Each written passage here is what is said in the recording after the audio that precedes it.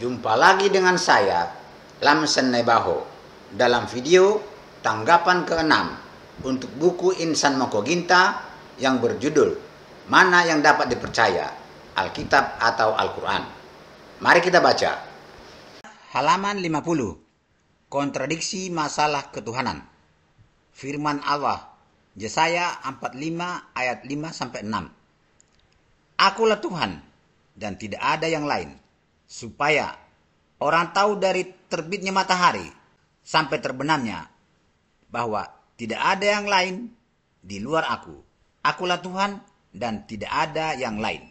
Ulangan 6 ayat 4. Dengarlah hai orang Israel, Tuhan itu Allah kita, Tuhan itu Esa. Dari Yesus, Markus 12 ayat 29. Jawab Yesus, hukum yang terutama, dengarlah hai orang Israel, Tuhan Allah kita, Tuhan itu Esa. Dari ahli Taurat, Markus 12 ayat 32. Lalu kata ahli Taurat itu berkata kepada Yesus, tepat sekali guru, benar kata-katamu itu, bahwa dia Esa dan bahwa tidak ada yang lain kecuali dia. Bertentangan dengan dari Lukas kisah 2 ayat 36. Jadi seluruh kaum Israel harus tahu dengan pasti bahwa Allah telah membuat Yesus yang kamu salibkan itu menjadi Tuhan dan Kristus. Surat dari Paulus, Filipi 2 ayat 11. Dan segala lidah mengaku Yesus Kristus adalah Tuhan, bagi kemuliaan Allah Bapa. Dari Yohanes, 1 Yohanes 5 ayat 7. Sebab ada 3 yang memberi kesaksian, dalam kurung di dalam surga, Bapa, Firman, dan Roh Kudus, dan ketiganya adalah satu. Dari bunyi ayat-ayat tersebut, jelas sekali terlihat bahwa Allah mengajarkan dia itu Esa. Nabi Musa, Yesus, dan ahli Taurat juga ajarkan bahwa Allah itu Esa. Giliran Lukas mengajarkan bahwa Allah telah membuat Yesus menjadi Tuhan. Tetapi Paulus mengajarkan bahwa Yesus itulah Tuhan. Sampai kepada Yohanes, dia mengajarkan bahwa Tuhan itu ada 3 oknum. Justru yang mereka amalkan yaitu ajaran Paulus, bukan dari firman Allah atau Musa, Ibrahim, dan Yesus. Terjadinya pertentangan pada ayat-ayat tersebut membuktikan bahwa sebagian dari ayat-ayat tersebut ada yang bukan berasal dari Allah, tapi hanya tulisan yang sumbernya tidak jelas atau berasal dari orang yang tidak dikenal, sehingga terjadi pertentangan. Jika berasal dari Allah Subhanahu wa taala, tidak mungkin terjadi pertentangan. Nah, inilah masalah para ustadz kristolog ini. Membaca Alkitab, dia buat seperti membaca Al-Quran. Dia kutip satu ayat dari pasal-pasal yang berbeda konteks, yang berbeda ajarannya. Lalu dikonfirmasikan. Akhirnya kelihatan bertentangan atau bertolak belakang. Kalau membaca Alkitab tidak bisa seperti itu. Harus membaca satu pasal biar kita tahu apa maksud dan tujuan ajaran satu pasal itu. Apa yang diajarkan oleh satu pasal itu. Kalau hanya satu ayat kita baca, pasti kita tidak tahu apa yang diajarkannya. Seperti contoh, misalnya mereka mengutip Ulangan 6 ayat 4. Dengarlah hai orang Israel, Tuhan itu Allah kita, Tuhan itu Esa. Kita tidak tahu kemana arah tujuan ajarannya itu. Akhirnya para ustadz kristolog ini mengajarkan bahwa ayat itu untuk memberitahukan bahwa jumlah Tuhan itu hanya satu. Padahal kalau kita baca Alkitab, Tuhan Alkitab itu tidak bisa dihitung jumlahnya berapa. Tidak bisa dihitung itu. Buktinya apa?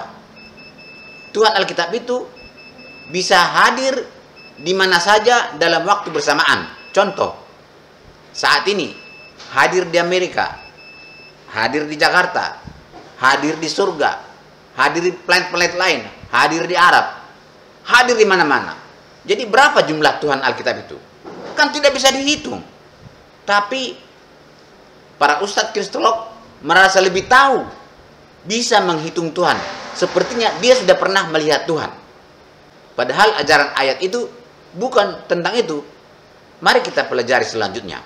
Bangsa Israel hidup di tengah-tengah berbagai macam bangsa. Misalnya seperti orang Amori, orang Het, orang Feris, orang Kanan.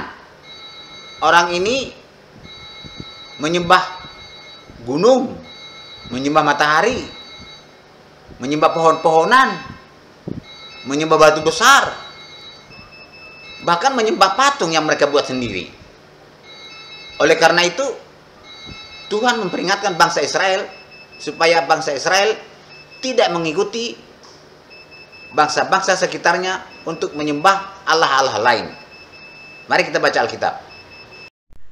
Keluaran 23 ayat 24. Janganlah engkau sujud menyembah kepada Allah Amori, orang Het, orang Feris, orang Kanaan, orang Hewi, dan orang Yebus, atau beribadah kepadanya.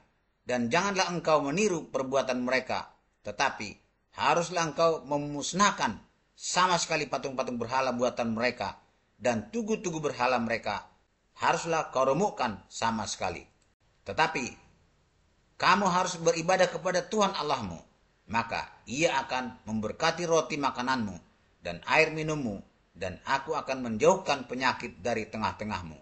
Ternyata apa yang terjadi? Apa yang dilakukan oleh bangsa Israel? Keluaran 32 ayat 7. Berfirmanlah Tuhan kepada Musa, pergilah, turunlah, sebab bangsamu yang kau pimpin keluar dari tanah Mesir telah rusak lakunya. Mereka menyimpang dari jalan yang kuperintahkan kepada mereka. Mereka telah membuat anak lembu tuangan, dan kepadanya mereka sujud, menyembah dan mempersembahkan korban, sambil berkata, hai Israel, inilah Allahmu yang telah menuntun engkau keluar dari tanah Mesir. Jadi kata Esa di sini bukanlah menunjukkan angka atau jumlah.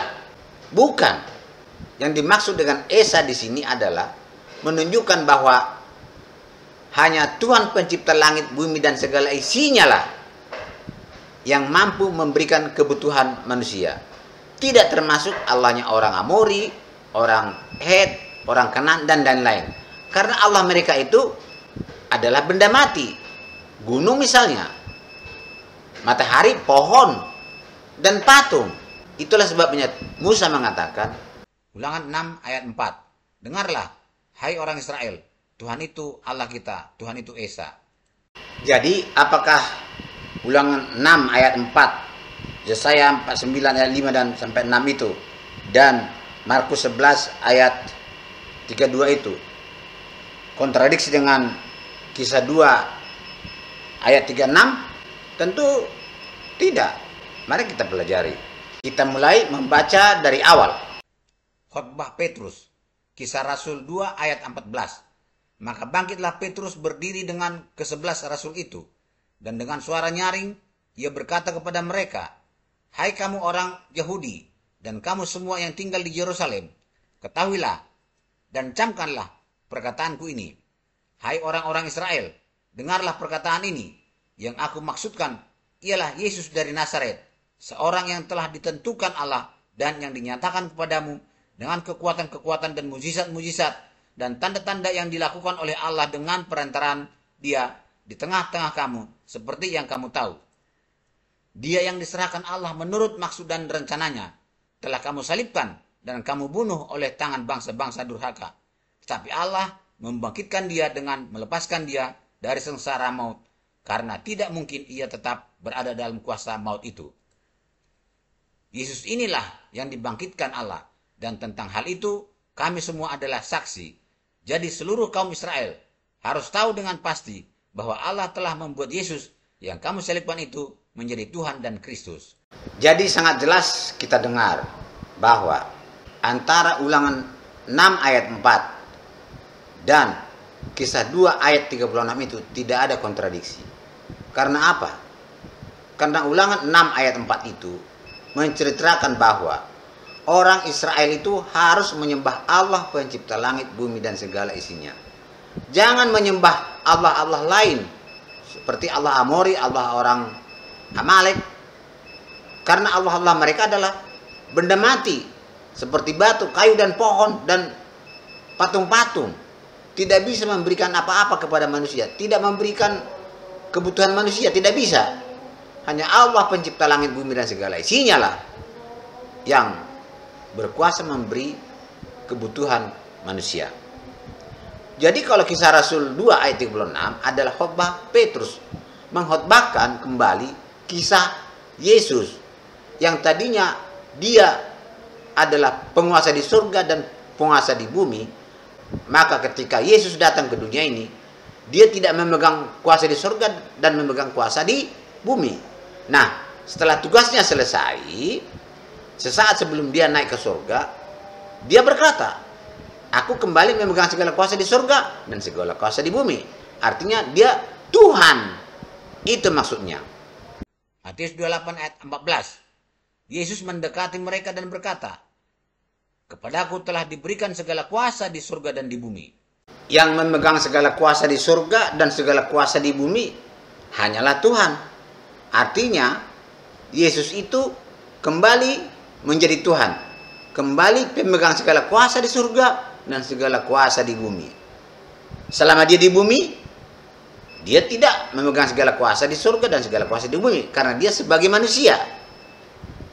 Artinya, tidak ada hubungan antara Ulangan 6 ayat 4 dengan Kisah Rasul 2 ayat 36 itu. Bagaimana dengan Filipi 2 ayat 11? Ya sama saja. Filipi 2 ayat 11 ini adalah potongan khotbah Rasul Paulus. Sedangkan Kisah Rasul 2 ayat 36 adalah khotbah Petrus. Sama isinya.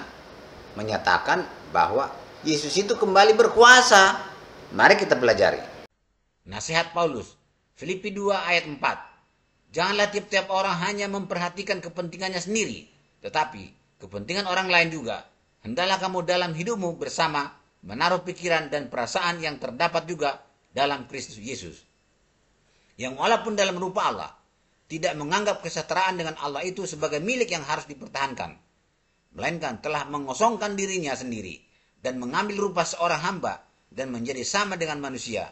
Dan dalam keadaan sebagai manusia, ia telah merendahkan dirinya dan taat sampai mati, bahkan sampai mati di kayu salib. Itulah sebabnya Allah sangat meninggikan dia dan mengaruniakan kepadanya nama di atas segala nama, supaya dalam nama Yesus bertekuk lutut segala yang ada di langit dan yang ada di atas bumi dan yang ada di bawah bumi, dan segala lidah mengaku Yesus Kristus adalah Tuhan bagi kemuliaan Allah Bapa.